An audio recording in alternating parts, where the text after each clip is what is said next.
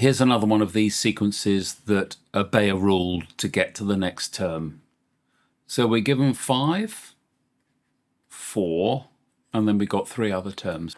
And the rule to get from one term to the next is multiply the previous term by 2 and then subtract 6. 5 multiplied by 2 is indeed 10. Take away 6, 4. So what's this one going to be? This is 4 multiplied by 2, 8. Take away 6, 2. And they're asking us what will be the first term that goes negative. Well, as it's not going to be long, I think it's going to be easiest just to do this by hand. We're going to multiply this by 2, making 4, then subtracting 6. So indeed, the next term, where n equals 4, this gives minus 2.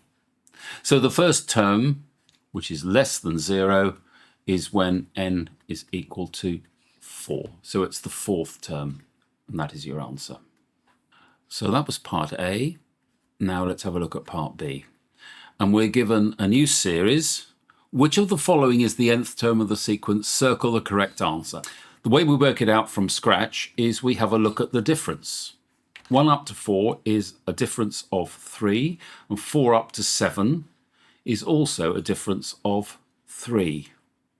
And the way I do this, the series must be based on 3n.